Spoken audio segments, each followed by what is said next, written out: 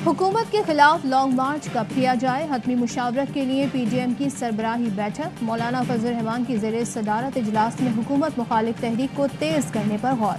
Parliament की मुश्तरका इजलास में होने वाली कानून साजी को चैलेंज करने पर भी मुशावरत। इजलास में स्टीयरिंग कमेटी की सिफारिशात की मंजूरी दी जाएगी। तर्जुमान पंजाब हुकूमत हसन खाबर कहते हैं पीडीएम इजलास हस्बे रिवायत गुफ्तन निशिस्तन बर्खास्तन तक महदूद रहेगा। या नासिर न इस्तीफा दे सकते हैं न लॉन्ग मार्च कर सकते हैं। गैर फितरी इत्तेहाद में शामिल जमातें एक दूसरे को धोखा दे रही हैं।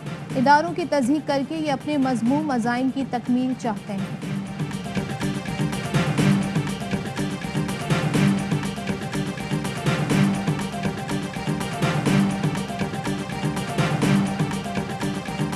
जाली ऑडियो की कहानी, दूध का दूध पानी का पानी। जस्टिस रिटायर्ड साकिब निसार की मुबैना ऑडियो इधर उधर से जोड़कर बनाई गई। मुबैना ऑडियो की शुरुआत में जस्टिस साकिब निसार ने कहा, बदकिस्मती से आज मुझे कुछ बेबाक होने दें। बिल्कुल यही जुमला लफ्ज ब लफ्ज जस्टिस रिटायर्ड साकिब निसार ने 13 जनवरी 2018 को अपनी तकरीर में अदा किया था।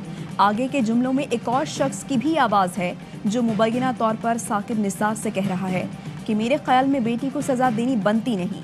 ऑडियो लीक में तासुर दिया जा रहा है कि ये मरियम नवाज की बात हो रही है।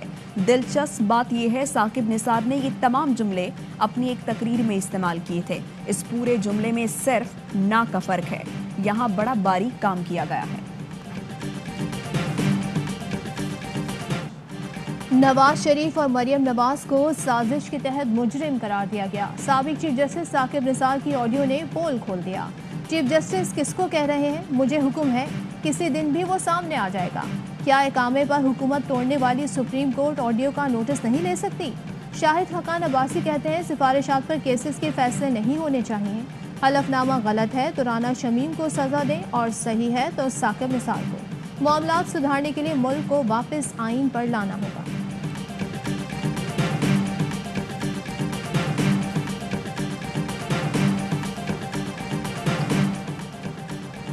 नवाज एंड कंपनी जाली वीडियोस, लीक्स और गेम से बाहर आकर इल्जामात का जवाब मैरिट पर दे। ये ड्रामे मुकम्मल फ्लॉप हो चुके। जेल नहीं जाना तो पैसे वापस करें। फवाद चौधरी का ट्वीट। शहबाज गिल बोले दरबारी फोटोशॉप और एडिटिंग के माहिर हो चुके। एहतसाब को मुतनाज़िब बनाने की कोशिश शर्मनाक है। मकसद एक ही है, झूठ बोलकर जुडिशल कमीशन बनवा लिया जाए। सरकारी अराज़ी और जंगलात पर काबिज माफिया के लिए खतरे की घंटी। हुकूमत ने सख्त एक्शन की मनसूबाबंदी शुरू कर दी। वज़ीर आज़म का कब्जा माफिया से सरकारी अराज़ी वापस लेने के लिए ठोस प्लान तैयार करने का हुक्म। कहा सरकारी अराज़ी बागुजार कराने के लिए सिफारिशात मुरतब की जाएं। प्लान 1 हफ्ते में तैयार किया जाए। खिलाफ वर्जी पर रियायत ना बरती जाए। कब्जा शुदा अराज़ी की मालियत 5,595 अरब रुपए बनती है।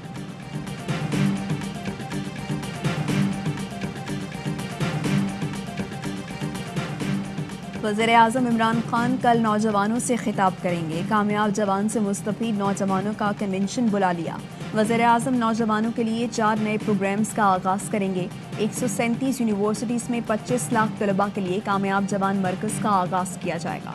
तलबा को career counselling, scholarship, job placement, business centre सहूलत दी जाएगी।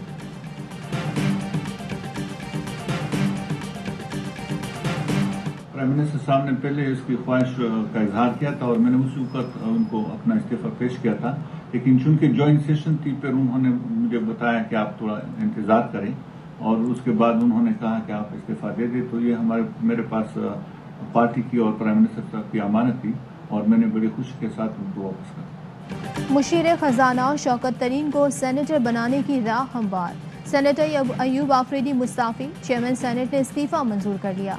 अयूब आफरीदी को मुशीर ओवरसीज लगा दिया गया। कहते हैं सेनेट की निशिस्त वजीर आजम की अमानत थी, खुशी के साथ वापस की। वजीर आजम की स्वाबदीद है, जिसे चाहें जिम्मेदारी दें।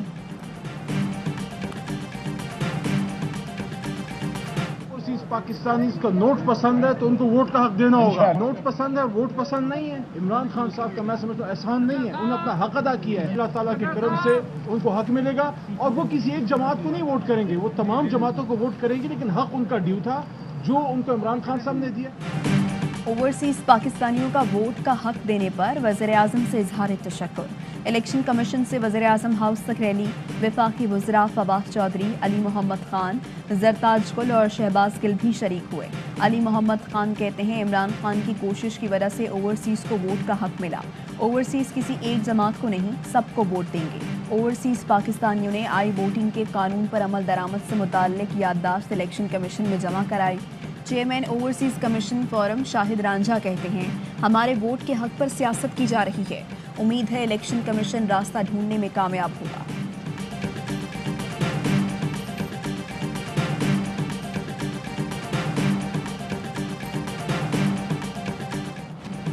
पाकिस्तान ने फरवरी 2019 में F-16 गिराने का भारतीय दावा एक बार फिर मुस्तरद कर दिया। तर्जुमान दफ्तर खारजा ने भारतीय दावे बेबुनियाद और मन घड़त करार दे दिए। कहा भारतीय पायलट को अवार्ड देना अपनी आवाम को खुश करना और खिफत मिटाना है। आलमी माहिरीन और अमरीकी हुकाम ने F-16 न गिरने की तस्दीक की थी। पाकिस्तान दुश्मन के अज़ाइम को खाक में मिलाने के लिए मुस्तैद है। वफाकी वज़ीर फवाद चौधरी ने भी अभिनंदन को अवार्ड देने की तकरीब को कॉमेडी फिल्म की शूटिंग करार दे दिया।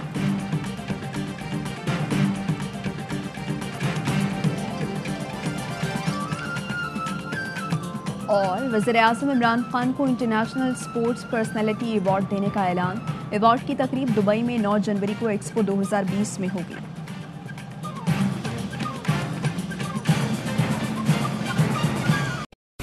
अहम तरीन खबरें अब एक क्लिक की दूरी पर।